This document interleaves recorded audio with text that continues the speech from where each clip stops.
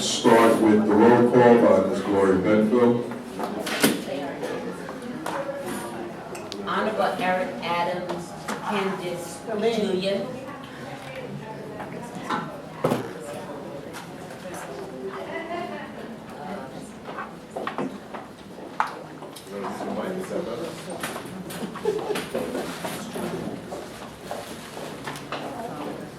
Honorable Jeffrey Aubrey, excuse.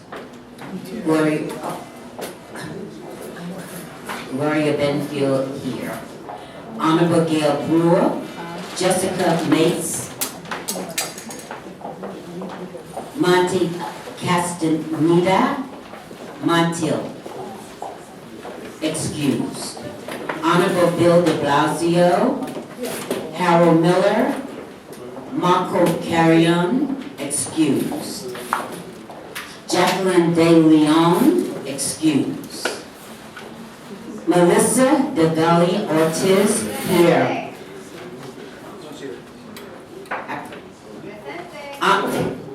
Thank you. Honorable Ruben Diaz Jr., Monica Major, or Lucy Gricia, excuse. Thomas Dow, excused. Karen Eason, third Vice President. Honorable Eugene Matthew, David Suarez, Vanessa Ogle. Honorable Jalissa Ferraris, excused. Helen Hines Foreman, Tessa Hackett Varian, excused. Helene Hartman Konoski. Honorable Letitia James, Barbara Sherman, Umir Khan.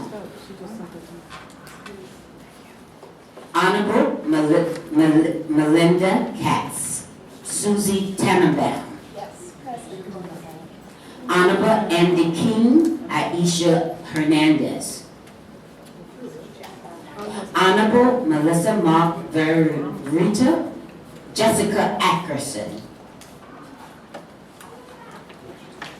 Modell Sporting Goods Chair, Gregory Hambric. Morris Heights Health Center, Gillian Dunkley, excuse. Municipal Credit Union, Joseph Gugliardo, excuse. Neighborhood Housing Services of Staten Island, First Vice President Joseph Pierre. Honorable James Otto, excused. Dr. Patel Mahandra. Honorable Bill Perkins, Tal Varian, excused. Tamika Robinson. Christian Rodriguez. Present. Honorable Deborah Rose, Stephanie Lane. Dahlia Scotto Soto. Present. Honorable Scott Stringer, Marilyn Mosley, excused. St. Francis College, Robert Oliver. Maria Travarius. UJA Federation of Jewish Philanthropy in New York City, Sasha Kessler, excused. United Neighborhood Houses, Andrea Barwin, Gregory Brenda. UPS, Laura James, Karen Francis. Peter Weiss. Vera Williams. Bernice Johnson Williams. Williams Johnson right here. Okay, and then I see vacancy. Okay, guess.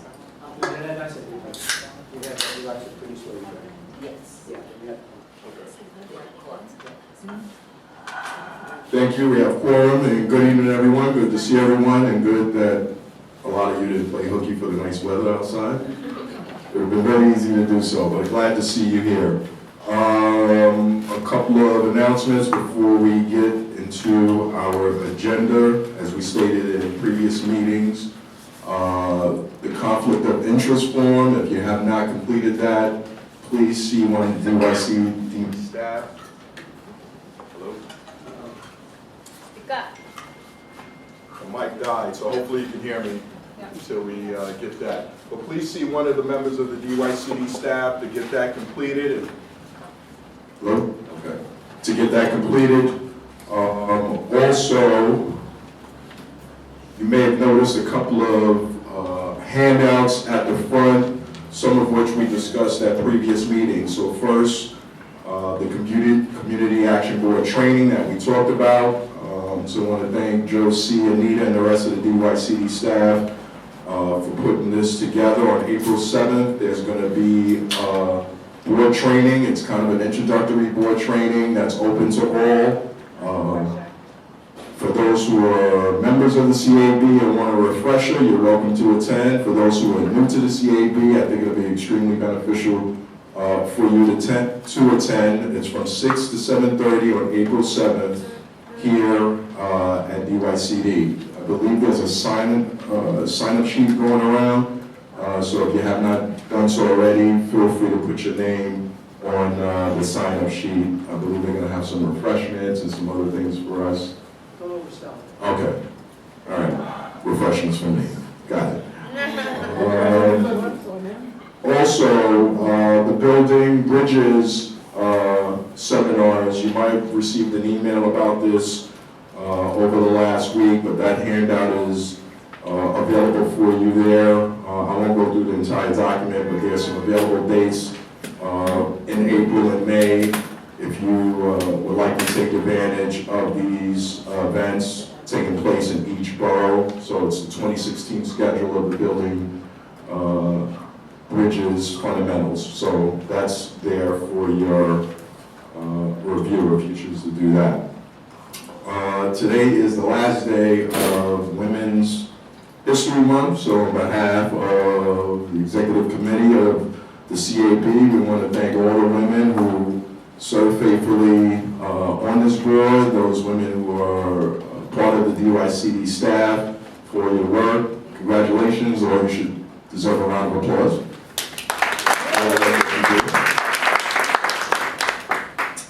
And lastly, kind of sad to report this, happy for him, but sad for us, but Dr. Patel, this is his last scheduled meeting as a member of the CAB. So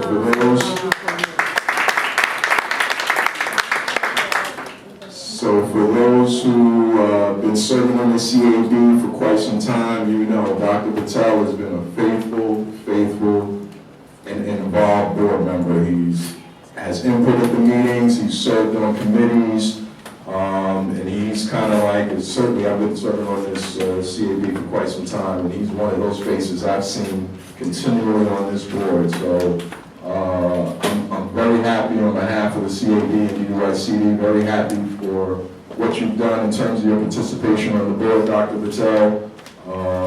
Your involvement has been extremely invaluable, and you know, you're the epitome of just a very productive board member. So we thank you for all that you've done. We're going to give you an extended recognition at the appropriate time, but I certainly wanted to recognize you. And I know his wife is sitting there. She comes in all the time and sits right in the back to support him. So we're extremely happy for you. I want to give you a couple of minutes if there's something you want to say as this being your last board meeting.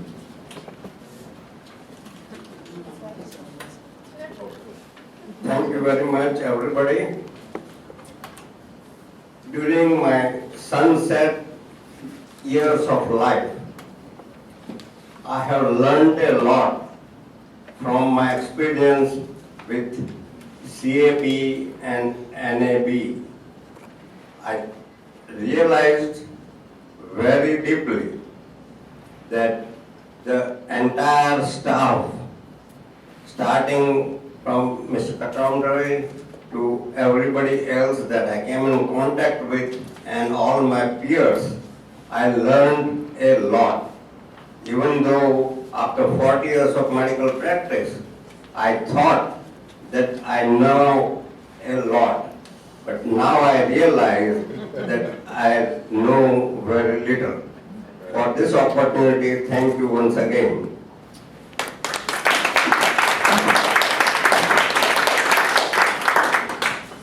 Thank you for that, Dr. Patel. We're going to miss you. Thanks for your service again. Next up, acceptance of the minutes. It's been emailed to you, so hopefully everyone has had an opportunity to review. And unless there are any questions or concerns, I will now entertain a motion to accept the minutes from our last board meeting. It's been properly moved by Peter Weiss. Second. And seconded by Joseph Pierre. All in favor, say aye. Aye. Those opposed, abstaining, seeing none, motion approved. Thank you. A bit of board correspondence. So we have Rita Jones here, who is Chairperson NAB for Bronx 3, Bronx and Queens Chairperson Representative. So this is her first meeting here, and we'd like to entertain a motion to recognize her now as a representative of those areas. Want to give her a moment to speak if she chooses to do so as well. So, Second.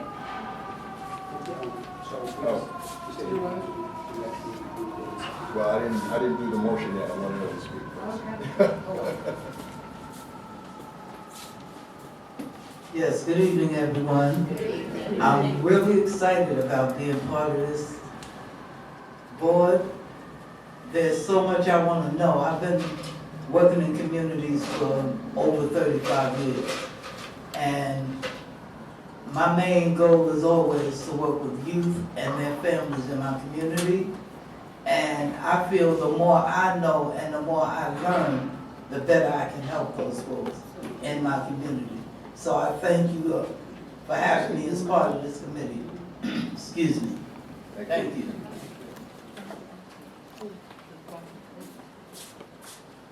Thank you, and we appreciate that. I will now entertain a motion to recognize Rita Jones as a member of the CAB. I will entertain so more. It's been properly moved by Joseph Pierre and seconded by Gloria Benfield. All in favor, say aye. Aye. Those opposed, abstaining, there being none, so moved. Thank you for that. Tie her to the table, she can't leave it. Dr. Patel says we don't know anything until we go through this, so we don't know how small we are yet. Next up, we will have our financial and program quarterly reports.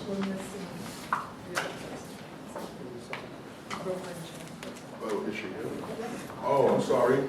I didn't know she was here. My apologies. We have one, before we do that, artist, we do have one person to recognize. So we have Jacqueline Person Bailey. Am I pronouncing that correctly? Yes. Yes, Jacqueline Person Bailey, who Brooklyn Chairperson coming aboard as a CAB Brooklyn Chairperson representative, representing NAB Brooklyn 14.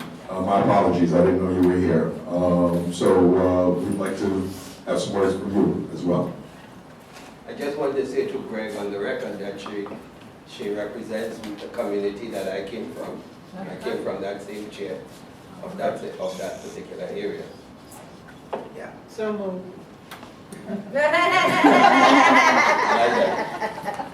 Hi, good evening, everyone. My name is Jacqueline Bailey, and I became a part of the community board, the neighborhood advisory board, because I gave Brooklyn Housing such a hard time about my community. And next thing you know, I get a pamphlet asking me to join or to put an application in. And I did, and it's been the most rewarding because a lot of people in my community come to me for information. And I don't like drama, and I go to the monthly meetings with the police department to try to bridge the gap.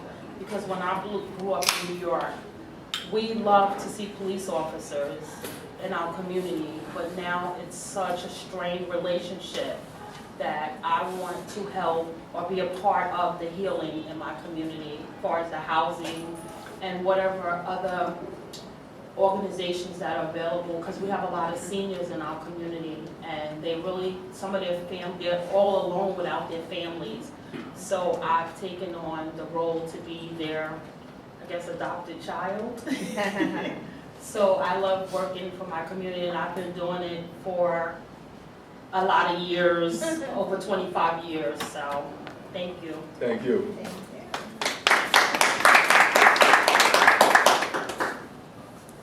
So this motion will be formality, because it seems like you've already been endorsed and Joseph Pierre is singing your praises. So it's been properly moved by Peter Rice, second by Karen Eason. All in favor, say aye. Aye. Those opposed or abstaining, there being none, so moved. Welcome to the both of you, and we look forward to your service on the CAB. What Peter should have said, Greg, is that he came from that same board. He did. He was nodding as Same you were saying it. So now we're going to have our financial report. The handouts are in your packets. It was also emailed to you if you did have a chance to review it, and it's up on the screen as well.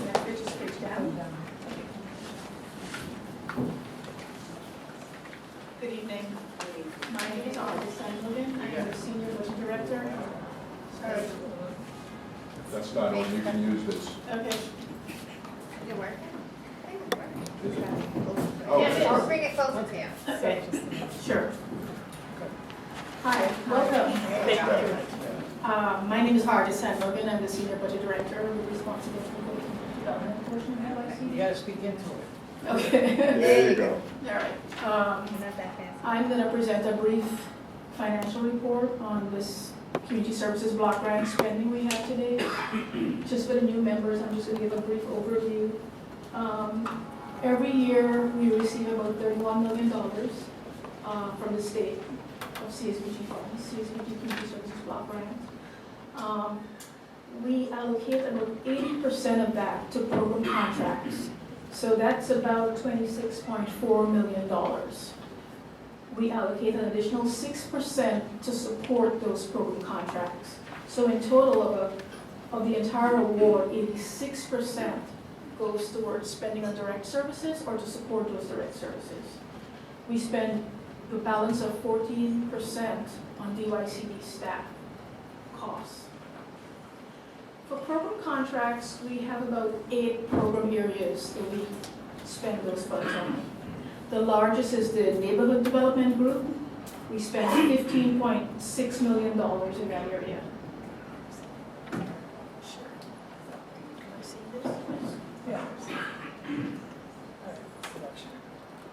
The second largest is the summer youth employment program. We spend close to $4 million this year.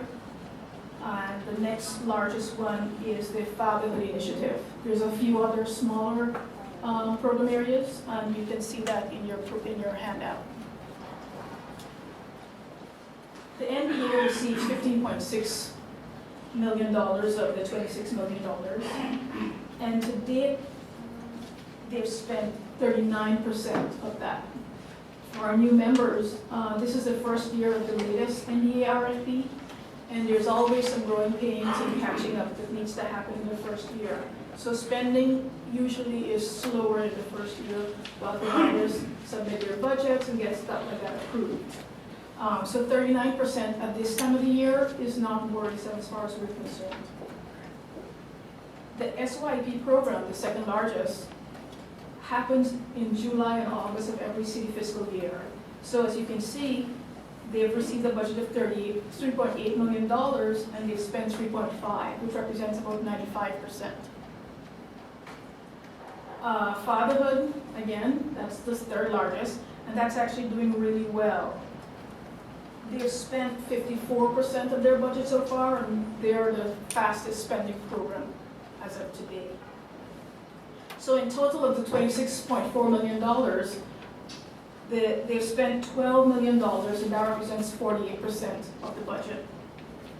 The other program contractual services area has a budget of $1.9 million, and the spending is a little low in that area. It represents 32%, and that's primarily because we have added a lot of technical assistance contracts within this city fiscal year, and there's been some slowness in getting it registered and so on, but services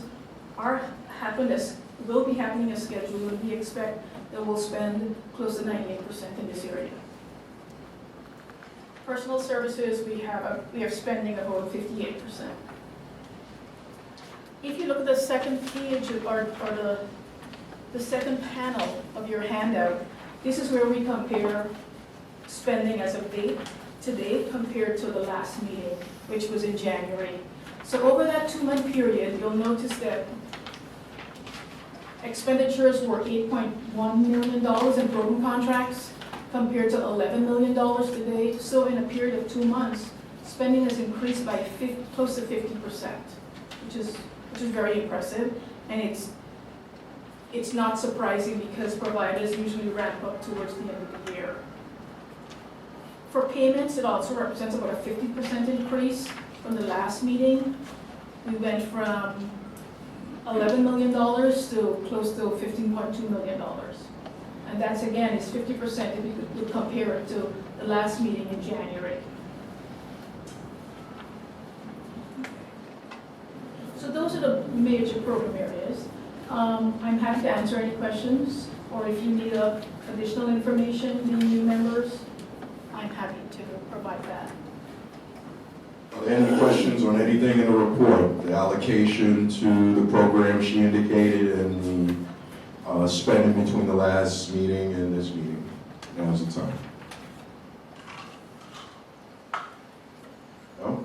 I have a question. Sure. As, on the other side, The first page? yeah, Okay. this one? The larger Right. spreadsheet, yes. So it says here you have a marketing, public awareness, and outreach. And, year-to-date expenses for March were only $150. Yeah, it's also, so we set aside a budget for it, but our program folks tell us the timing of when this should happen. So, as far as I know, Mike and his group wanted this to happen towards the end of the year. So our purchasing office, so it has to go through a procurement process. So it's $15,000, we just can't go out and buy it. We have to put a bidding process in place. So this is a new category actually for the CSBG funding. This is the first year we're putting aside money for marketing. So we have no existing contracts or vendors we've used in the past for this. So it entailed putting out a bidding process, preparing a scope of work of what that would need, and having it be bid on and approved. So we still expect to spend all of this by June 30th, which is the end of the city fiscal year, but I wouldn't worry about it that much because Mike and his team are in the process, they've already selected a vendor, and now our purchasing office is in the process of going through the city's rules to get that done. And you might not know, but my question was, will this also include like online marketing? I don't think it is. I think it's mostly paper material. Joe, do you have any other, It's printed. I'm pretty sure it's printed material. Okay. That was it. Thank you for that question. Yes. Of the program? Just state your name. Oh, Tamika Robinson.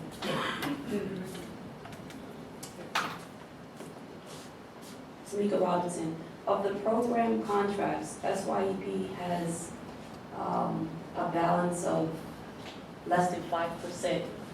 Could you tell me why is that when Yes. all the other programs It's a have? very good question. Yeah, close to 50. The SYEP program, as I said before, the actual program happens in July and August of every year.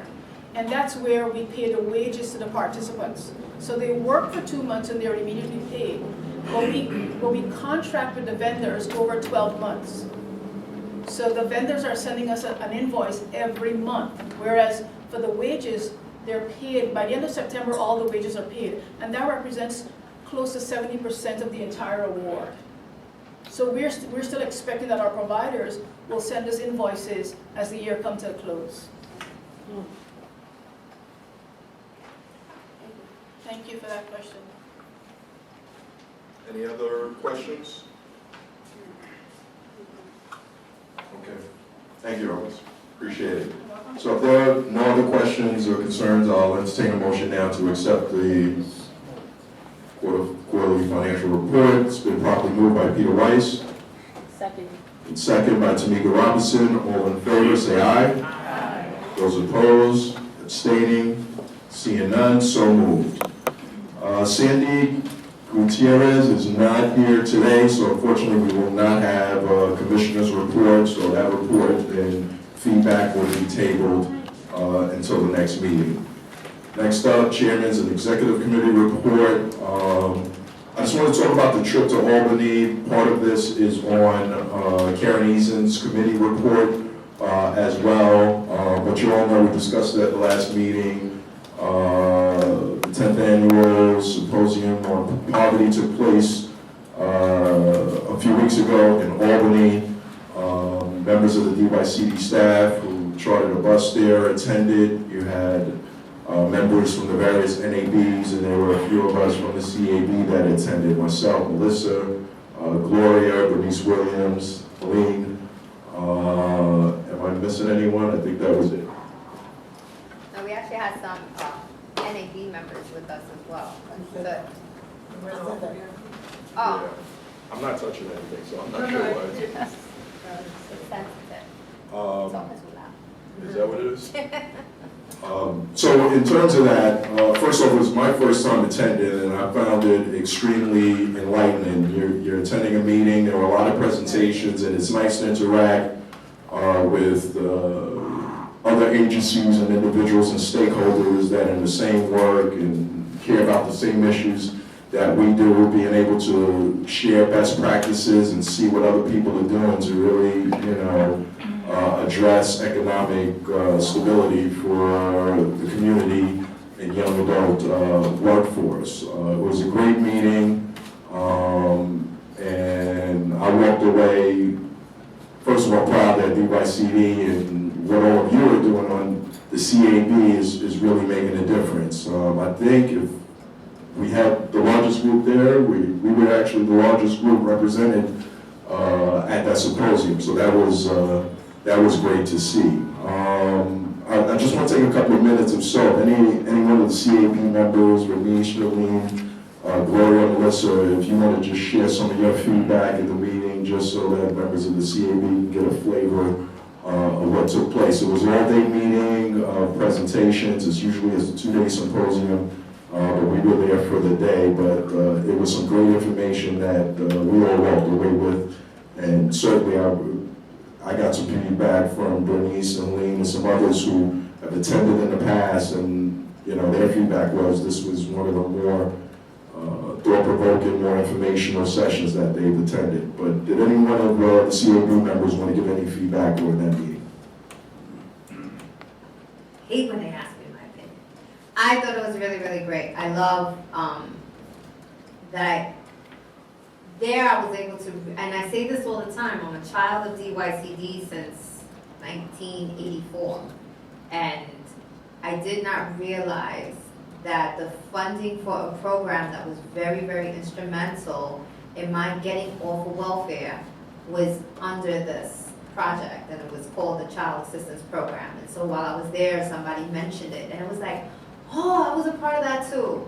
So I just want to let you guys know that it's really, really great to see and come to the realization as a board member here that, again, this funding that comes in and all these community programs touches us in so many different ways. I mean, for that for me was huge. I just was like, oh my God. So anyway, so that was it for me, but it was a moment for me. Okay, bye. That's it. Okay, great. Anybody else? Any other feedback? Yeah.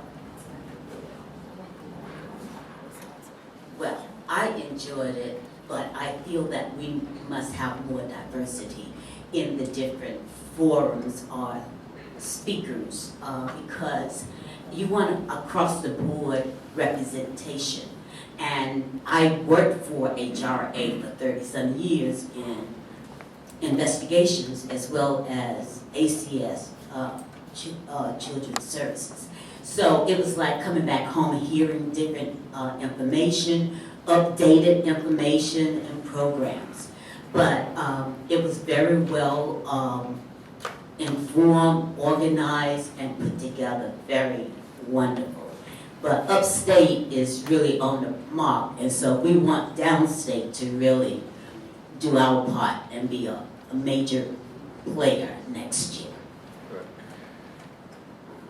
Thank you. So for next year, those of you who didn't have the opportunity to go, I would encourage you to take advantage. It is an all-day trip to Albany, so borrowing your personal and business schedule, that's understood, but if you're able to go, that would be great.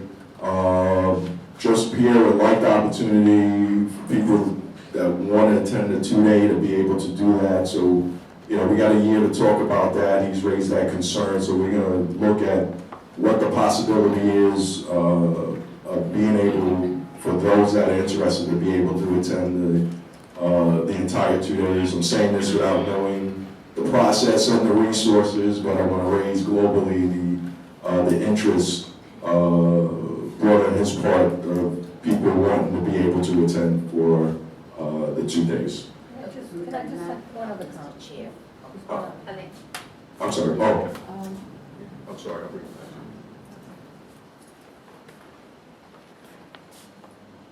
You know, I would love to have more people from the NABs in the Bronx come.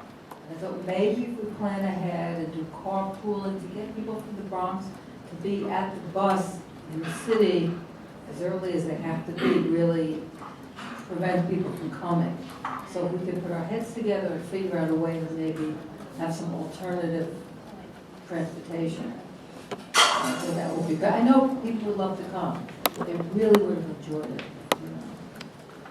For next year. The only thing I thought was missing, Bernice Williams Johnson, was more interactions from us, comparing to last year. I think it was last year, I'm not sure. It was a lot of interactions, role playing at the one that I went to. Yeah, I like that. Because it tends, when you're getting so much information, it was so much, it really was a lot. You know, you tend to want to fall asleep. But I think it could have used more interactions from us. Yes. I think here comes an invitation for me to comment on this thing. Oh, Sure, you can. Ms. Pierre, is still in reference, piggybacking off of you.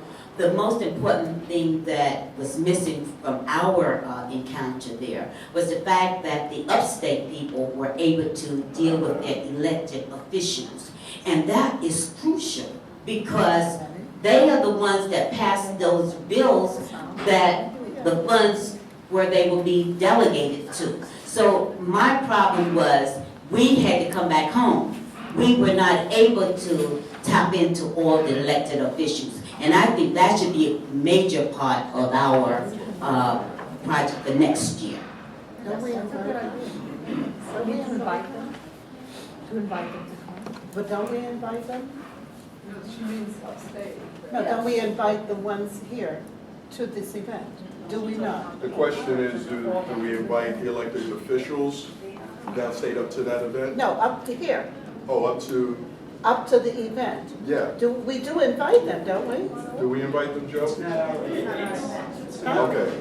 It's not our event. We don't Oh, accept so we can't really. I mean, we can tell them it's gonna happen. Yes. It's the New York State Association of Community Action Agencies.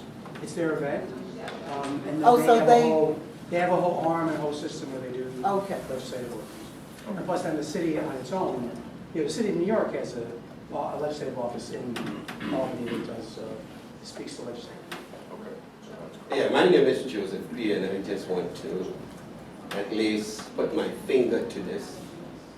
I've been on this board for quite some time, and some of the architects on the previous board has long gone.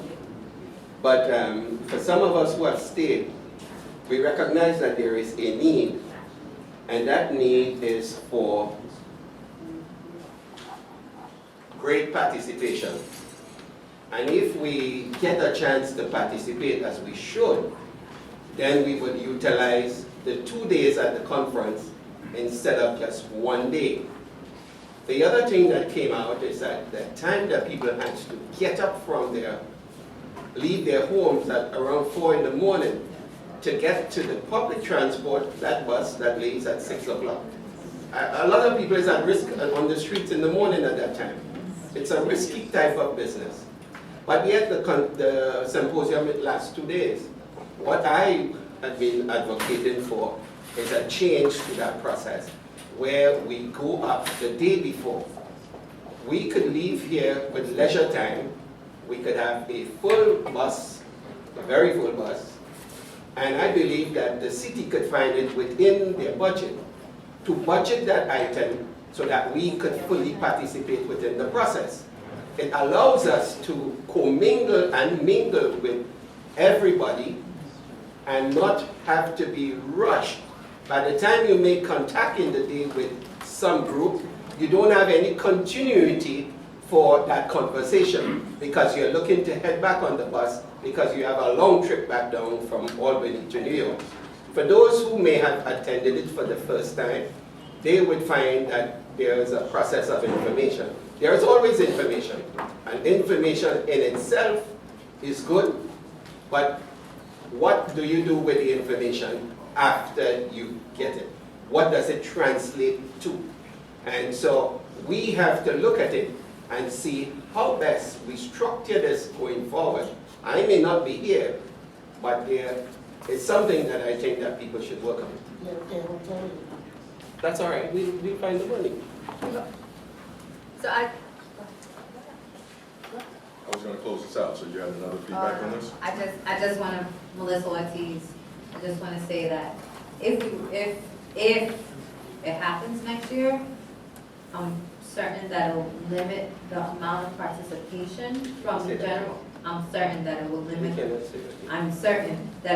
the amount of participation because if we fill the bus, right? Now you're telling people show up the evening before, we're gonna put you up in a hotel. They're gonna show up. We're gonna fill the bus. It's gonna be a huge expense over the course of 2 days. That's all I'm saying. So if those kinds of things, I feel like they can happen. If the budget becomes limited, I just want to put that on the table. That's all. We'll find ways. All right. Joseph will do a fundraiser. Either way, I wanted to raise it. The feedback is good, the dialogue is good, and we have a year to talk about it. So we're going to bring it into committee. We're going to talk about it and see what the possibilities are. And speaking of committee, so I'm going to segue right into the committee reports. And as I always do, we welcome everyone who's on the CAB to pick a committee to be a part of. If you're not sure of a committee that you think fits some of your interests, feel free to talk to any one of the executive committee members, but there's room on every single committee present here, and we certainly would welcome your feedback. The meetings are not extremely long and they don't meet that frequent, so we certainly will welcome that. We'll probably circulate something in terms of a sign-in sheet for those that express interest in being part of the committee. With that said, we're going to segue right into Melissa's committee report first. And that'd be the program committee, the best committee. So for those of you that don't know, I chair the committee along with Gloria Benfield as co-chair, and my exit is October 2017 of next year. So get ready, y'all. It's going to be a short meeting. The next program committee meeting is on Wednesday, May the 11th. If you guys need advance notice, there are handouts outside for all the program committee meetings coming up, or all the meetings coming up. And I'll certainly invite you to attend the next one, which is going to be again May the 11th. And there you hear back directly from the agencies that get funded through Community Service Block Grant Funds. You also get to hear how they use the money, what community they service, and how the whole program comes together for them. The last committee meeting, we had Bridge Street Development, which was my pleasure to hear from. It was out in Bed-Stuy, Brooklyn in the house. And in your package is handouts from the program. where they teach the students how the whole program works. But what was really, really great for me to see was that they actually use or explain to them what an NDA is, how the NDA works. That was super exciting for me to be able to hear. I know it's corny, but it was really exciting because they really did emphasize to the students the importance of volunteering, how this program works, gets funded, etc. And one of the other unique and great things about them is that they were able to cut back their overhead by partnering with by using a storefront that the organization owns to be able to do direct outreach to youth in the community. So that helped them in a really, really unique way. And they also did something really good, which was that they didn't target, but they helped students that have special needs. So during the interview process, they found that the student had an IEP, then they would sit down with them, find out what that meant for them, and then place them in a better training program. So that's it, that was my report. If you want to know anything else, feel free to look through the materials or ask me a question. And I gotta leave a little early today, so thank you. Thank you, Melissa. Any questions on Melissa's program committee report? I have a question. Yes. You said, Just state your name again. I'm sorry. Tamika Robinson, sorry for that. Gotta get used to it. You said the Brooklyn organization was Bridge Street Bridge Development. Street. Are they a part of my base? You said that we can look into Yeah, handout. their program, right? Oh, it's called My Base? That's the one that explains the NDAs? Yeah, so in the package, you'll see it's the New Youth Workforce and Civic Engagement Initiative. That's what they call their program. And then in there's information about what is an NDA. See here, look. Which page? It's the PowerPoint. The PowerPoint presentation. This is it? Is it how? All right, so I looked in the whole thing, but I was curious, because I wanted to know what the program is all about, but I think it's a good program. There's a couple of programs in the Bronx, and I was wondering how, they could probably learn from this program since they've already done presentation and they've already piloted, program like this, because we have the youth that are able to participate in games now, so it's kind of good to know. That's something else. Yeah, that's something else I always, I'm sure to tell all our programs, is that we did reduce the age of the governance board down to 16, so that if you're getting funded, if your program is getting funded through CSBG, I certainly encourage your participating youth to serve on that local NDA. Because as long as they are not an employee, but they are a resident within the NDA, they can serve on their NDA.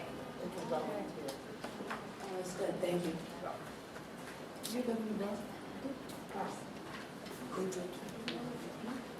Any other questions on the program committee report? If not, I will now entertain a motion to accept the program committee report. So moved. Been properly moved by Gloria Benfield. Second. Second by Karen Eason. All in favor, say aye. Aye. Those opposed, abstain. There being none, so moved. Next up, we're going to go to Mr. Joseph Pierre for his governance committee report. Good afternoon. Yeah. As you know,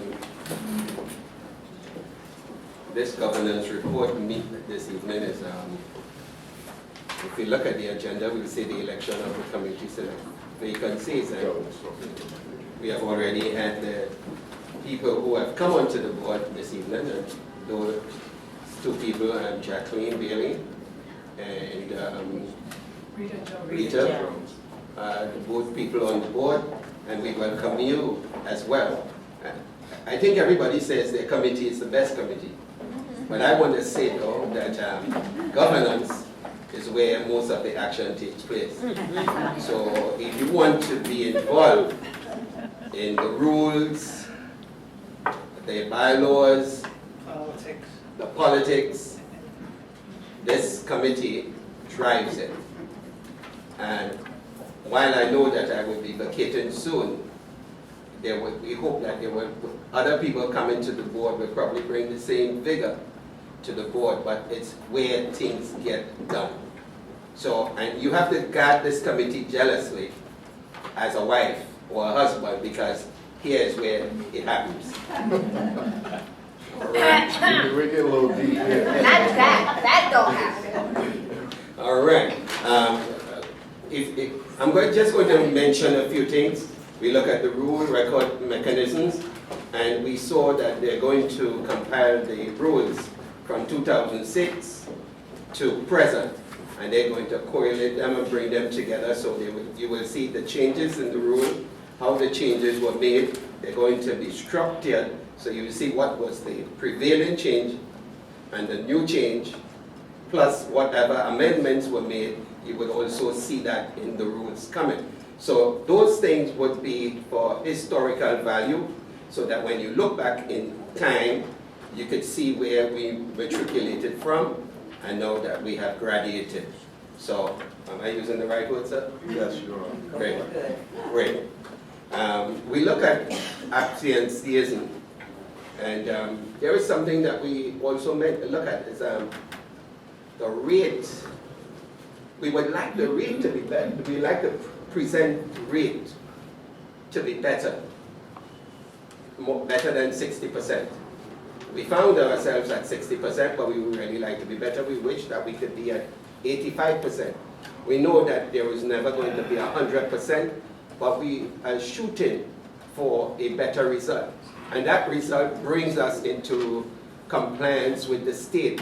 Because when the state comes and they review our presence on the board, they want to see that we are really and truly participating. So we need at least to make a great effort to be at the meetings, especially these meetings, so that we could be counted in the process. Well, as you know, Dr. Patel is his last day, and as chair, he worked on my committee as well, and he was one of those senior architects in the days of when structural and emotional changes were being done. And I would miss you, Dr. Patel. Your contribution to this board is infinite. So we definitely know that when you leave, and your wife, who is a non-voting member, but yet is always present, it tells you something about the devotion of a wife to the process, and also her husband. So I give you my props, sir. Thanks for serving. And I would end here with old business, because under old business we had really nothing. We discussed the poverty issue. I give my own opinions. Sometimes they may be strong opinions, but that does not say that an opinion rendered is written in stone. They are always compromised. And yet we as people must speak up for others, so that when changes do occur, there is a foundation where that change began. And changes do come from hard decisions. Sometimes we say things, and years later we realize it was the right thing. It may sound as the wrong thing now, but it was the right thing. So we are hoping that even though it may appear to be controversial, it's really not to where I sit. So I would like to bring my part to the close and hand it over to the chair. Thank you. You went out again. Thank you, Joe. Any questions on the governance committee report? Yes, one question. Just state your name, please. Sure. Hi there. Susie Tennant, Board President of Olympic Katz's office. I was just wondering, thank you very much for your presentation, Mr. Pierre. Thank you. You were talking about attendance and representation. I was just wondering, is there also a consideration as to whether all 5 boroughs are represented well? By the way, this is my first full meeting, so that's purely just a question out of curiosity. Yes, it's a reflection, and we are very concerned about attendances and for participation. What the state is looking at too, to every time that we are audited, we have to show that we are meeting their benchmark because they are the arbiters of everything. So when they come here and they look at us, if we are failing in particular areas, they're going to highlight it. The last report that the state gave us before we came to this new building is that we were thriving. That was tremendous growth that took place. And what we are striving for is to make sure that this organization functions much better. I hope I answered the question. Any other questions? Thank you. One other question? Can you pass this to Jacqueline? Sure. I think my voice can project. Part of it is that, but they also, since we record, want to be able to listen. Okay. With the committees, do they meet at the same time or the same day?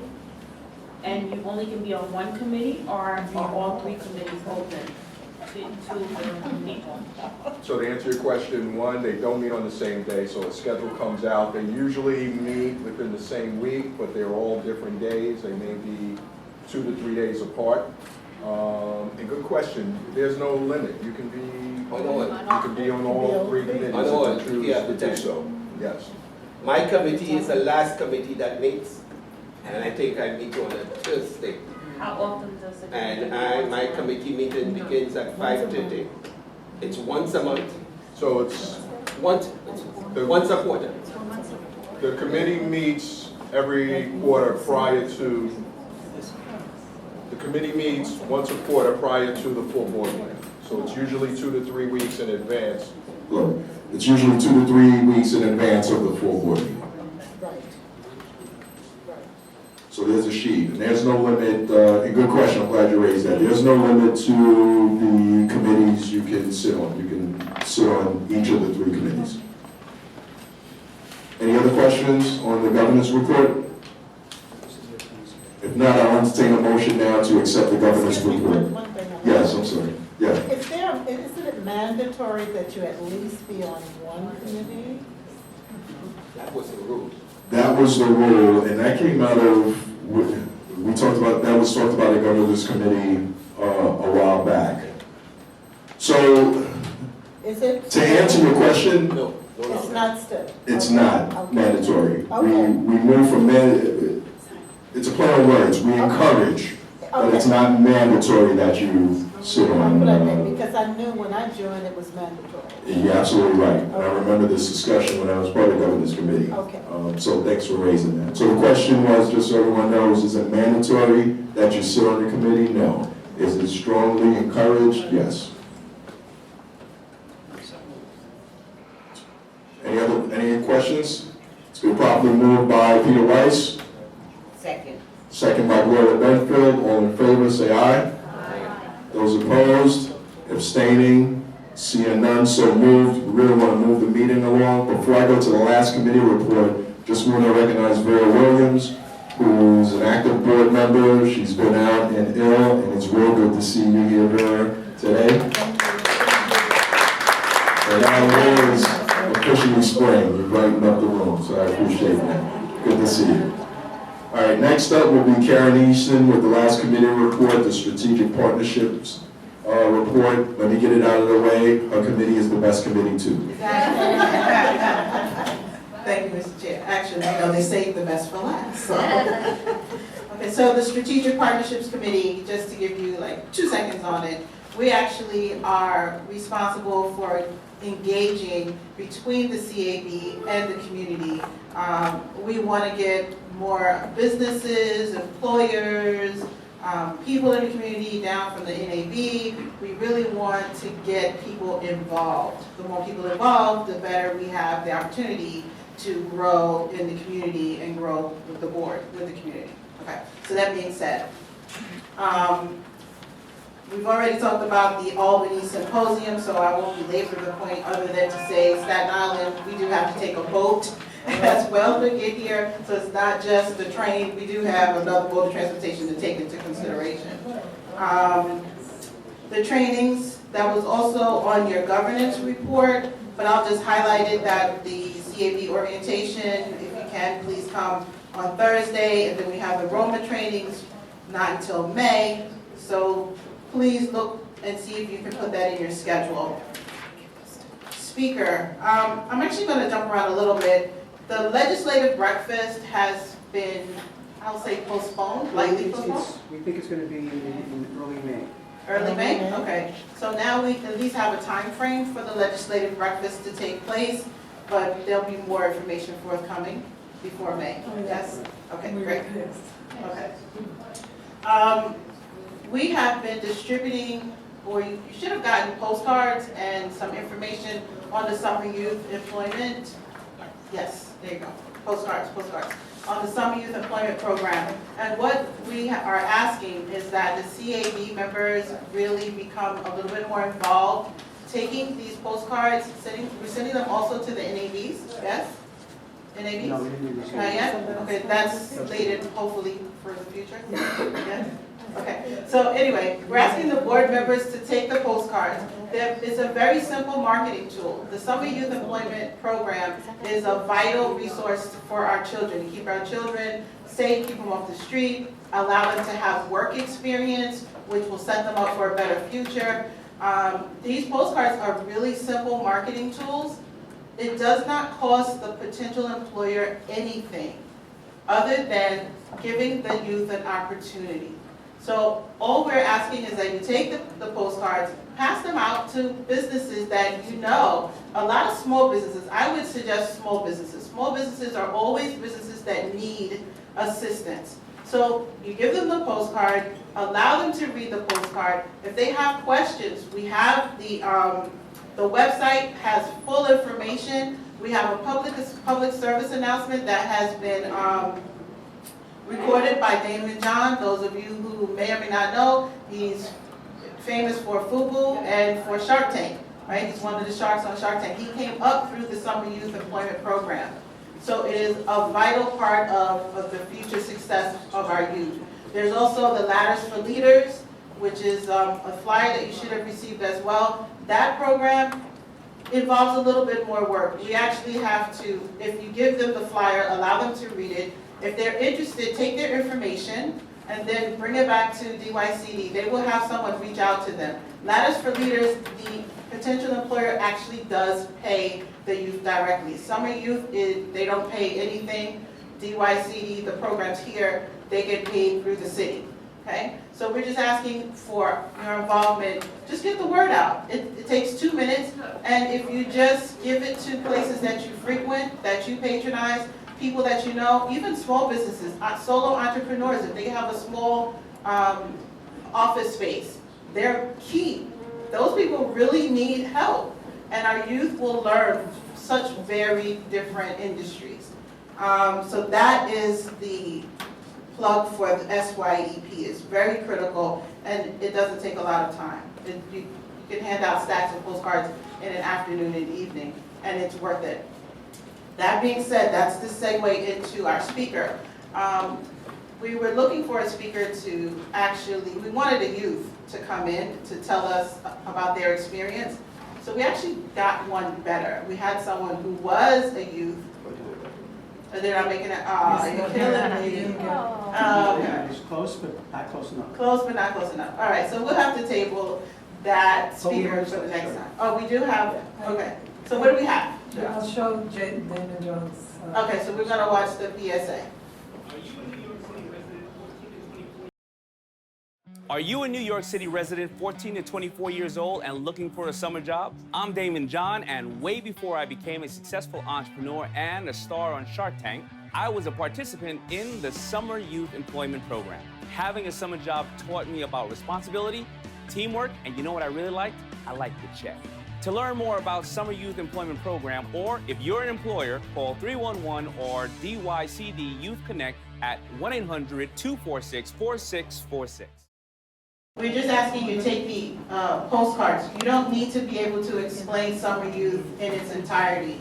Just let them know that it's a worthy investment in our youth. It doesn't cost them anything, and then send them over to the website for them to sign up, and they can get more information and be contacted from there. And they don't need to be large businesses. They can be small and solopreneurs as well. And that's it. What, we have 3 other videos so we can. You wanna do all those now? Yeah. You want to make a part of your I wouldn't report? do all three. We could do it now or have after the report. Yeah, let's do the report and then maybe we could just see one more in the interest of time. Oh, okay. And then close it out. Any questions on the report? Just a quick thing about SYEP. The board members that have been here have seen the presentation from Christopher Lewis on the success of the program from last year. They employed a record number of youth through that program last year, so they're certainly looking forward to do the same this year. They're always in need of employers. Always in need of employers. So you have employer partners, you need to get the word out. I think this postcard and the link to that website will certainly gauge interest in the program. It's free to the employer, like Karen mentioned. Helena and I were talking about it when we were up in Albany and on the bus back. For some reason, we'd like to see more participation in this program in the Bronx, for whatever reason. I can't answer why. The Bronx is not as productive borough as other boroughs in this program. But certainly if you have a network of employers or people in the Bronx, we'd love to communicate that to them. We're gonna have to strategize and maybe in committee how we can increase the outreach in that area for something like this. But the program is great. My organization, Modell, I oversee the SYEP program for my organization. I employed 140 kids last year. I'm doing the same this year. I'm going to put some in our corporate office as well. So we're doing our part and putting our money where our mouth is in terms of this program. So everything that Karen talked about certainly will help to spread the word. Any questions on Karen's report or SYEP? I think we have a question over there. Over here.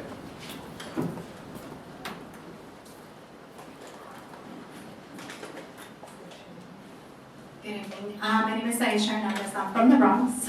So it's concerning to me that you're not getting a response. So I wanted to know if the information that for the SYEP, does it go to the community board chair, the youth chairs of the community board? Because I am kind of familiar with at least 11, 12, and 10. And I don't think they have that information, if I may be corrected on that. Can I just? Sure. This year, we did have someone from DYCD come to our youth committee, community board 7. I actually was bringing the information I got here, but we had a spokesperson actually come to the committee, and I think it is a great idea. Okay. You know, we didn't request the person, they just came, so I think they are trying to do more outreach. Yeah, no. Well, also, Aisha, there's several people on the boards that belong to the NABs. Yeah. So they should be able to talk about it as well. Right, so if I bring the so let's say we have, Councilmember King has 3 community boards, so if I bring it to 10, 11, and 12, and let them know, I'm sure they will share it, but I've never, I mean, I know about the SYEP program because I've been working with the SYEP program through the different organizations in our district, but never heard anyone talking about these services. Not the way it should. I mean, I'm not saying, I can say 25% of the youth, they come into our office and they want to know about everything. So I took some flyers for the Step 2 letters last time and the SYEP information. And I just shared the link with many different organizations via email. Thank you. I just want to add one other comment. I don't know if we could do it. I know the borough presidents are represented here. Can't we ask the borough president for a little more help? I know that, especially Brooklyn Diaz Jr., I think he would love that. Yeah, you know. Absolutely. But I don't know. Right. I don't know if the rep is, I think It's yeah. I'm So sorry, I maybe think, reaching out to Yeah, I her. agree. I'm Yeah, sorry, I think thanks. if you reach out to Dirk McCall from the borough president's office, he's hands-on. Dirk McCall, yeah. Yeah, Dirk McCall, yeah. But they have a rep. So, thank you. Was there a question on this side?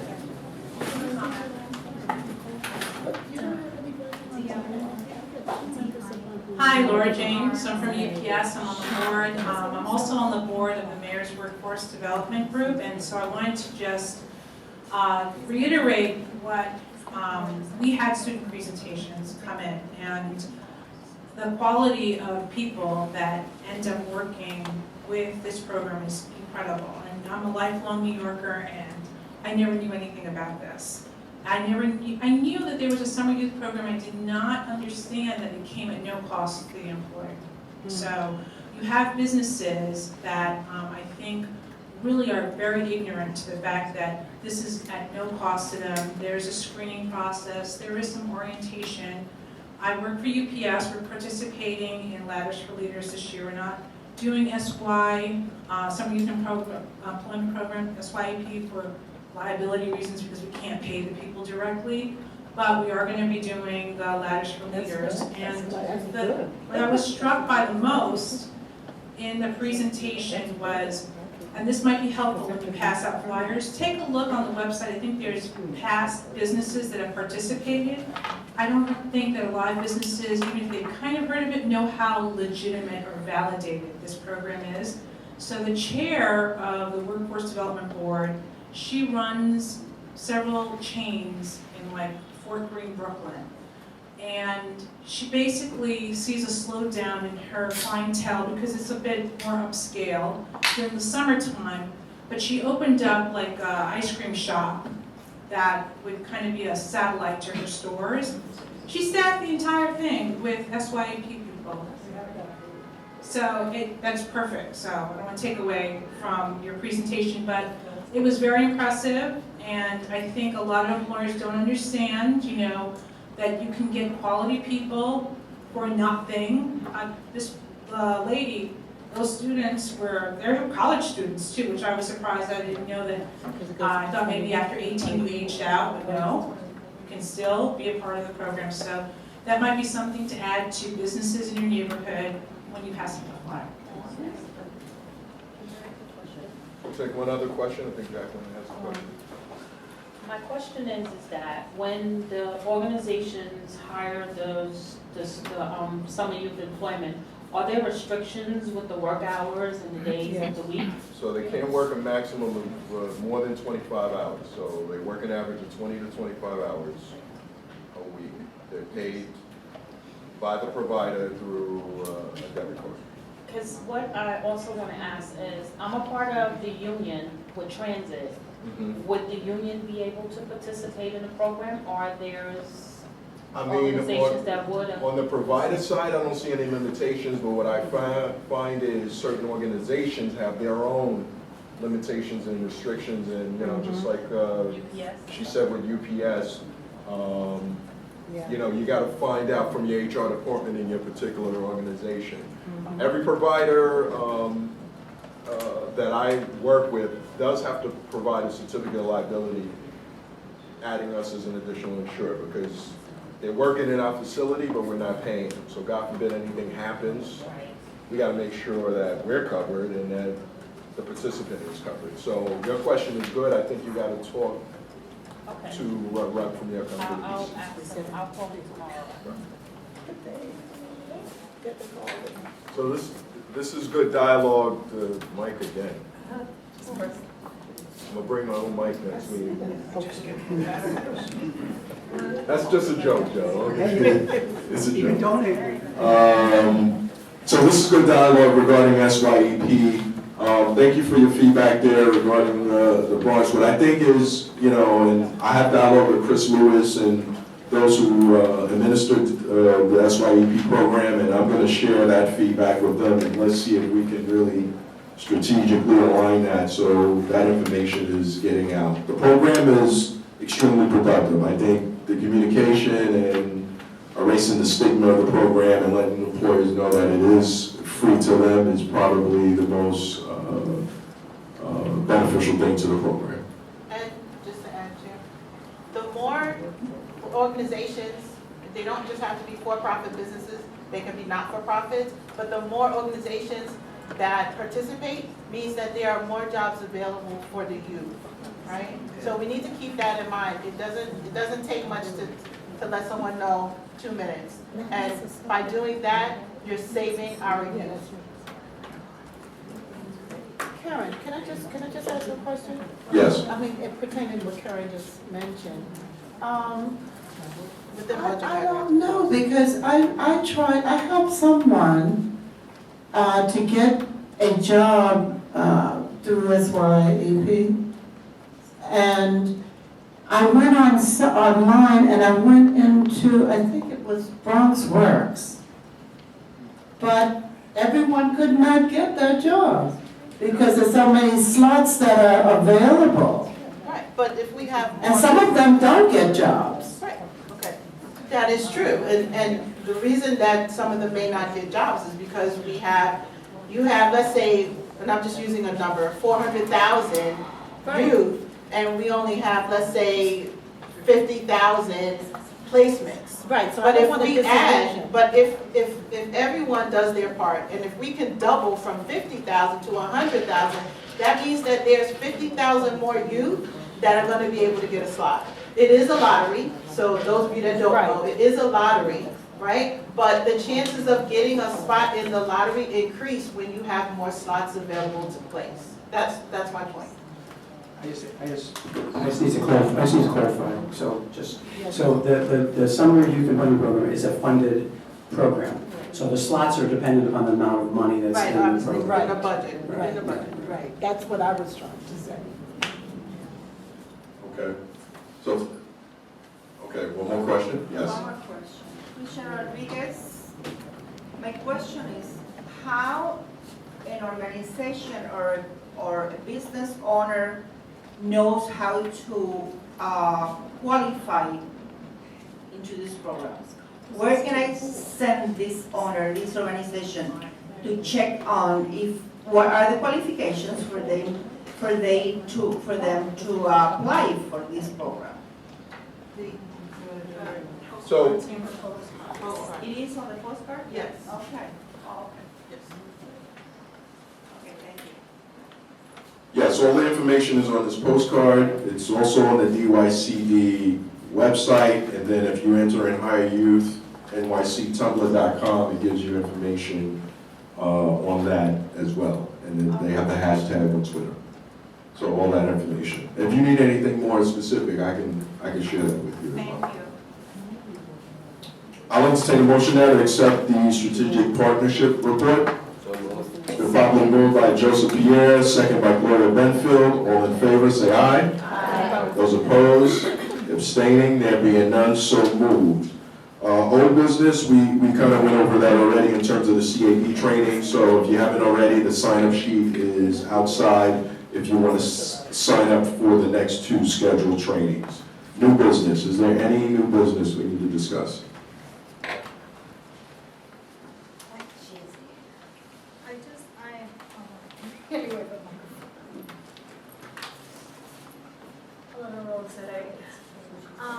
I want to ask if the possibility of getting the youth involved through the driving schools. I know 2 driving schools, and these children, as soon as they're 16, they want to drive.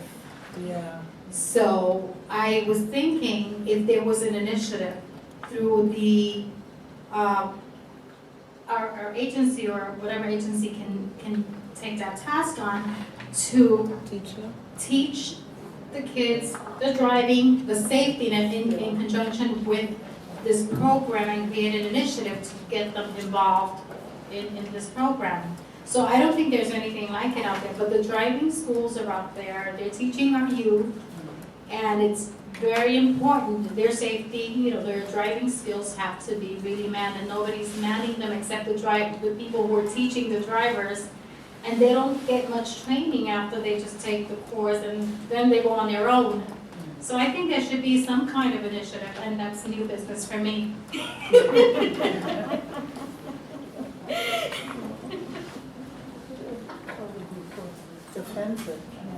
Thanks for that feedback. I'm not aware of any initiative under the programs for DYC for that. I mean, I see where you're coming from in terms of that, but I don't have an answer. It's nothing that I'm aware of. Well, some schools still do it. Some schools eliminated the driving program out of the school, and now you are left with, going to an actual driving school or doing what what I did is take them to the parking lot, put the brake on, and go home and tell them just turn the wheel, and that's it. My point being, that's a good way to engage the youth, and for safety reasons as well. Yeah, and I agree with you. Not sure where to go with it. I think, that's a further conversation in terms of if that's part of, a funding stream or a program that would make sense in terms of the youth, but the feedback is good. So I'll make a note of it and see if I can get some feedback in terms of, if that's possible. If you're going to do that, I think you have to also focus on it as a skill, as an employable skill. When you help someone to get a driver's license, they're more employable. And I think that would be the focus from what you did. And what you said is someone that drives is more employable, and you're absolutely right. And we have a distribution center that's part of our company, and then you have various locations, so people that don't have access to public transportation, they gotta rely on other people to get somewhere, that gets eliminated if they're able to drive, so that certainly makes sense.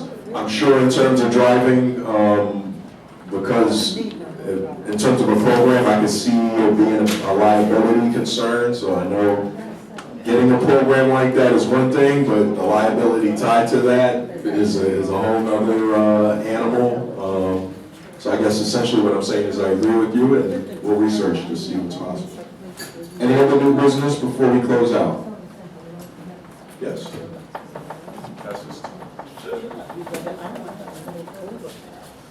Hi, Andrea Bowen from United Neighborhood Houses. Am I allowed to advertise a relevant political event? Political, I would probably say no. Once this is adjourned, You can talk about it. you might be able to. Okay, Yeah. all right, solid. Okay, it's not electorally related. It's related to SYEP, actually. Yeah, maybe best to do Might be that. No, nice. just wait till after. Okay, that's fine. I'll wait till after. Once we adjourn, and then, yeah. It's just Let's that play it safe. there are strict rules about CSBG and political activity and stuff. Solid. Yeah. Yep. Any other new business? Okay, motion to adjourn the meeting? So moved. Moved by Mayor Dunfield, second by Karen Easy. Safe to say everyone says aye. For the record, say aye, please. All right. Properly moved. Enjoy your springtime. Thank you.